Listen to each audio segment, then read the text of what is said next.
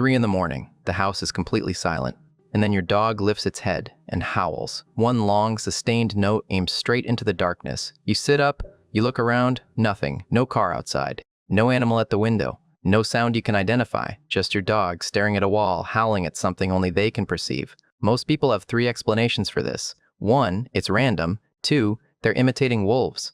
3, and this is surprisingly common, they've seen a ghost. None of these are correct. What behavioral science actually tells us is far more interesting. That howl is not random noise, it's a language. One that's been running in your dog's brain for 15,000 years. And that specific howl, the one that woke you up at 3 a.m., it means something.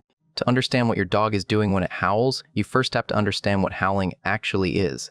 In 2004, researchers Yin and McCowan ran a detailed acoustic analysis on dog vocalizations. What they found was that howling and barking are not variations of the same sound. They're structurally different frequency ranges, different durations, different modulation patterns. These are 2 entirely separate communication systems. Your dog isn't just making a louder bark, it's switching channels. Think of it this way, a bark is short, clipped, directed outward, more like an alarm.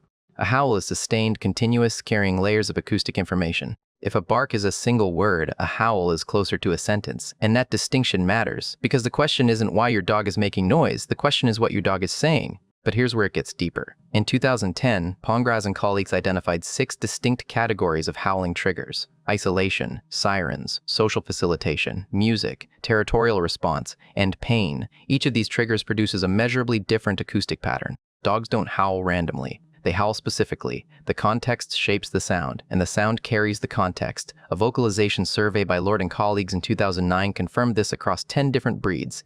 Howl frequency, duration, and pitch all shift depending on the trigger. A dog howling in isolation sounds different from a dog howling at a siren, and a dog howling in pain sounds different from both. They're not choosing whether to howl, they're choosing how, now. To understand where this language comes from, you have to go back, way back. In 1979, Harrington and Mack published one of the most comprehensive studies on wolf howling ever conducted. They found that wild wolf howling serves 3 precise functions: the assembly call, to regroup the pack after a hunt; the territory marker, to signal boundaries to neighboring packs; and the social bond call, to maintain connection between pack members who are out of sight. 3 functions, 3 distinct messages, all encoded in a single vocalization. And here's what makes it even more remarkable. In 2014, Root Gutteridge and colleagues discovered that each wolf carries a unique acoustic signature in its howl harmonics. Pitch variation encodes individual identity. Wolves don't just hear a howl and know the pack is calling. They hear a howl and know exactly who is calling. No visual confirmation needed. The voice itself is the ID. When one wolf howls, the pack howls back. But this isn't reflex. This is protocol. There is a sender. There is content. There is an intended receiver. The response howl isn't mimicry, it's acknowledgement. It's the pack saying, "We heard you, we know where you are, we're still here." This is a structured communication system, and your dog inherited every piece of it. Here's where the story takes a turn. 15,000 years of domestication stripped away almost everything. Pack hunting, gone. Coordinated territorial patrol, gone. Long-range tracking, gone. Dogs lost most of the behavioral toolkit that defined wolves, but howling survived. Of all the wolf behaviors that could have been bred out, howling was kept. Evolution and selective breeding considered this signal important enough to preserve. Range and Varanye confirmed this in 2013. Wolves howl for the pack, dogs howl for you. The target changed, the program stayed the same. When your dog howls, it's running the same neural software that held wolf packs together across hundreds of miles of wilderness. The only difference is who it's directed at. Acoustic comparison between wolf and dog howls shows something fascinating. Dog howls are shorter, they carry fewer harmonic layers, less tonal complexity. It's as if the language has been simplified over millennia of domestication, but the core grammar is still there. The structure, the timing, the intent. Your dog speaks a simplified dialect of wolf, but it's still the same language. But here's where the science goes deeper than behavior.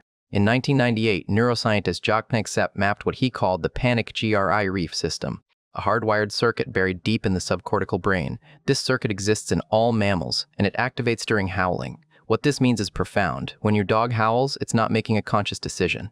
The howl is triggered from the oldest layer of the mammalian nervous system, a layer that existed long before dogs, long before wolves, long before the cortex could reason about anything at all. Siniscalchi and colleagues confirmed in 2018 that emotional auditory stimuli in dogs are processed predominantly in the right hemisphere. The brain's emotional circuits respond before the cognitive circuits can even engage.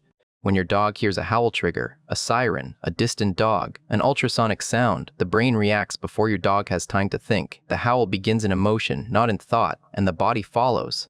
Flint and colleagues in 2018 measured the physiological cascade during howling episodes. Cortisol spikes, heart rate elevates, respiration shifts. This is not background noise your dog is producing. This is a full-body emotional event. The howl you hear at 3 a.m. is accompanied by a physiological state that, in behavioral terms, is consistent with genuine distress, longing, or urgency. Now here's the part that changes how you think about the 3 a.m. howl. Dogs hear frequencies between 47 and 65 kilohertz. That's roughly triple the upper range of human hearing. Research by Hefner in 1983 established this threshold clearly. So when your dog howls at what appears to be nothing, consider the possibility that it's responding to a sound that exists entirely outside your hearing spectrum. Electronic devices emit ultrasonic frequencies. Small animals moving inside walls create sounds you'll never hear. Shifts in atmospheric pressure, before storms, before earthquakes, produce infrasound that dogs can detect. Your nothing is not your dog's nothing.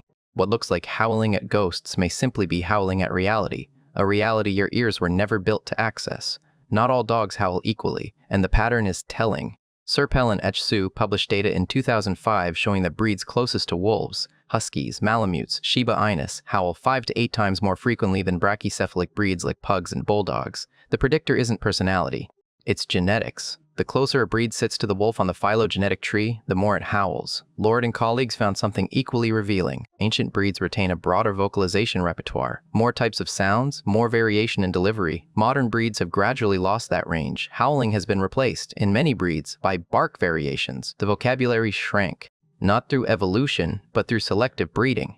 Humans, without knowing it, bred the wolf language out of many dogs, but not all of them. Ever wonder why your dog howls at sirens? It's not annoyance. Pongrass and colleagues showed that sirens operate near the natural frequency range of howling. To your dog's auditory system, a siren sounds like someone howling, and when someone howls, the social protocol is clear. You howl back. Your dog isn't reacting to noise. It's answering a call. It genuinely believes it heard. And here's the detail that elevates this from interesting to extraordinary. Reedy and Fitch demonstrated in 2011 that dogs can adjust their howl pitch to match external sounds. This is not imitation. This is pitch matching, a behavior observed in wolfpack howling where each member adjusts frequency to create a coordinated chorus. Your dog isn't copying a siren, it's joining a conversation. Using rules wolves have followed for millennia. But not all howling is social. Some of it is pain. Bradshaw and colleagues published in 2002 that separation anxiety is the single strongest predictor of isolation howling. When your dog howls as you walk out the door, the panic circuit Panksepp identified fires directly, cortisol rises, heart rate spikes, and the howl that follows is not frustration. It's a mammalian separation call, the same vocalization infant primates make when separated from their mothers. Your dog is not being dramatic, it is experiencing genuine distress, and there are two distinct types. A protest howl is short, repetitive, directed at the door. It typically occurs in the first few minutes after you leave. It says, "Come back." A distress howl is different. It's longer, higher pitched, and accompanied by pacing, destructive behavior, and sometimes loss of bladder control.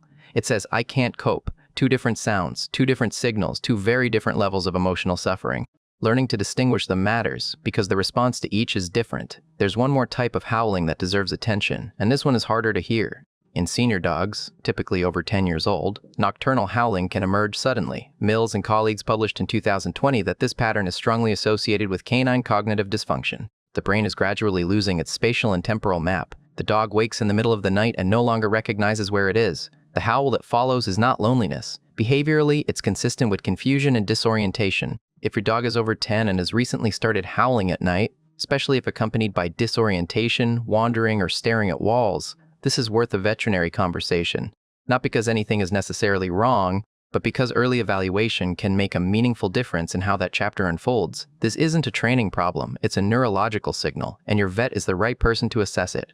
5 signals worth paying attention to when your dog howls. Persistent pacing that doesn't resolve, loss of appetite lasting more than a day, staring at walls or into corners, loss of previously reliable house training, and sudden shifts in aggression toward people or other animals. Howling on its own is often completely normal, but howling combined with any one of these signals is worth a professional assessment. So how do you tell the difference? Normal howling looks like this: responding to a siren, joining another dog's howl, a brief vocalization during play. It's short, context-driven, and your dog returns to baseline quickly. Concerning howling looks different: a new nocturnal onset, especially in older dogs. Howling accompanied by visible body tension, episodes lasting more than 30 minutes. These are patterns worth noting. Not to panic over, but to observe and, if needed, discuss with your vet.